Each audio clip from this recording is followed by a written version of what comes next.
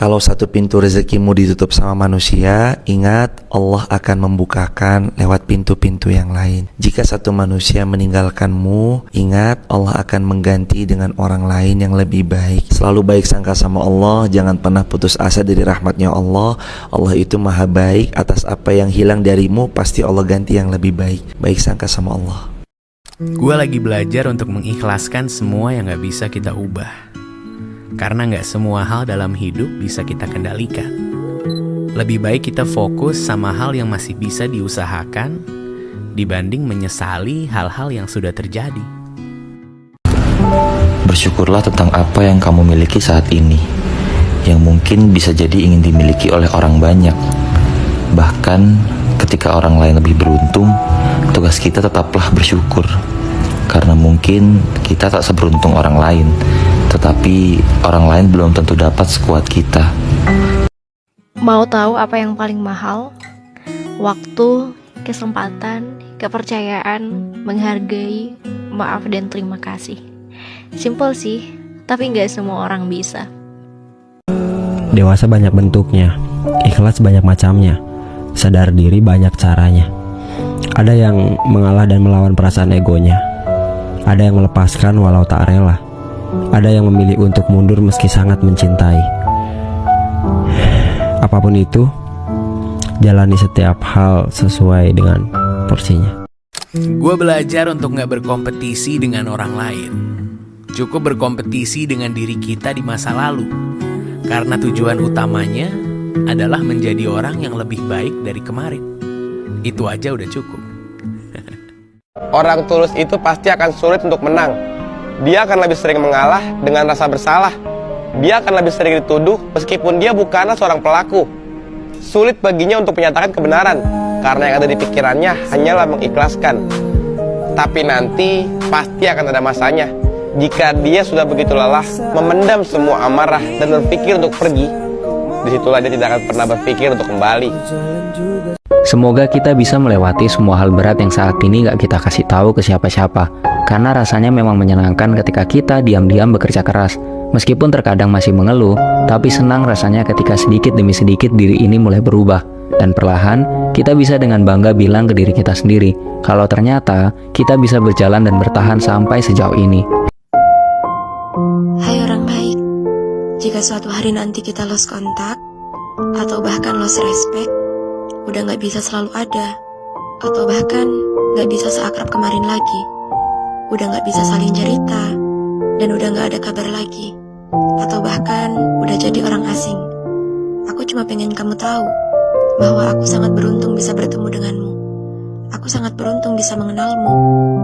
Makasih ya, udah jadi pendengar yang baik, penasehat yang baik, dan selalu memaklumi segala kesibukanku. Gak pernah ngeluh sama sikapku yang kadang-kadang gak jelas. Dan kalau kamu gak beruntung bertemu denganku, aku minta maaf ya, dan makasih untuk semuanya. Kita gak pernah tahu seberapa kuat usaha orang lain untuk menerima takdirnya. Jadi, jangan kita rusak hatinya dengan lisan yang tidak bertanggung jawab. Semakin lurus niat, semakin kencang cobaannya. Tetaplah berusaha, kelak semesta akan memberikan sebuah kejutan yang tidak terduga. Allah tidak mengubah akhir baik dari tujuanmu. Allah hanya memberi jalan yang berliku agar ada cerita di setiap perjuanganmu. Percayalah, tidak ada sabar yang sia-sia. Allah lebih tahu apa yang terbaik bagimu. Akan ada masa di mana kamu akan lelah dengan semuanya, memilih mengalah dan tak meminta siapapun untuk memahami keadaanmu lagi. Kamu akan membiarkan kehidupan berjalan dengan sendirinya, tanpa banyak bicara dan banyak kata. Hanya tindakan yang akan membuat semua orang melihatmu berpikir bahwa kamu bahagia dan baik-baik saja. Hingga akhirnya kamu akan mengerti bahwa itulah cara Allah untuk meningkatkanmu, bahwa hidup hanyalah tentang kepasrahan dan keikhlasan. Coba lihat cara perilaku kehidupan orang Islam sebagian, walau tidak semuanya sekarang. Semua pakaian itu dibeli, semua dikoleksi, padahal belum tentu dibutuhkan. Dan itu akan dihisap, Coba Anda pulang ke rumah, masuk kemudian perhatikan sekelilingnya. Setelah itu balik ke kamar Anda, buka lemari pakaian Anda, cek. Pertanyaan saya satu aja, dari semua pakaian itu pernah nggak ada satu helai pakaian yang belum pernah dipakai ibadah? belum pernah dipakai sholat, saran saya segera gunakan itu. Nanti kalau Anda dihisab lebih ringan. Minimal pakaian itu akan berkata kepada Allah, ya Allah, saya pernah digunakan untuk sholat oleh orang ini. Ini biasakan ketika Anda mendapatkan sesuatu yang baru, pakai dulu untuk ibadah. Ada baju baru, gunakan dulu untuk sholat, sehingga hak Allah terpenuhi. Gunakan itu. Jadi hisab Anda ringan. Begitu dihisabkan, mulutnya dikunci. Al-yawma nakhtimu ala afwahihim wa tukallimuna aydihim wa tashhadu arjuluhum bima kanu. Kenapa Allah merahasiakan takdir?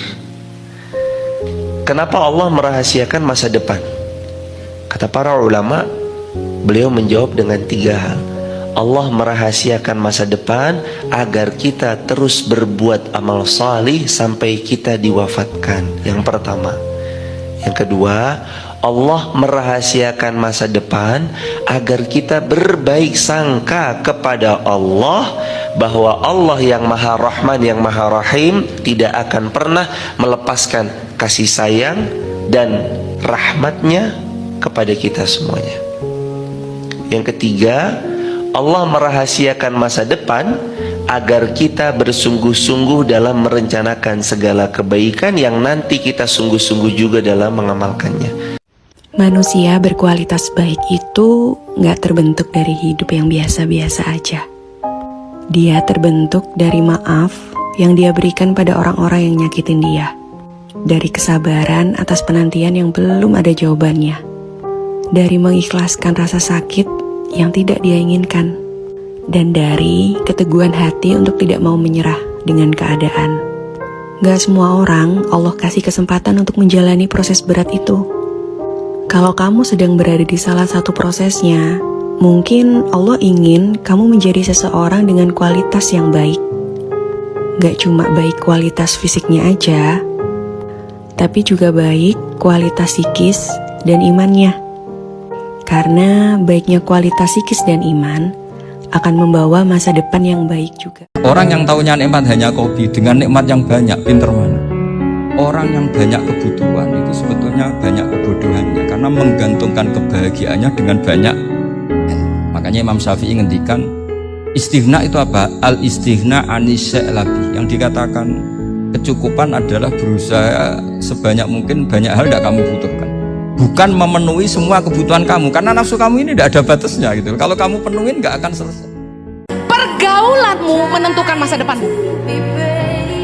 Kalau ingin punya lingkaran yang berkualitas, upgrade dirimu. Tingkatkan nilai hidupmu. Mumpung masih muda. Saya mau kasih tahu gini, upgrade value seorang kamu. Kalau kamu mau dapat yang terbaik, kamu harus pastikan kamu juga memberi yang terbaik.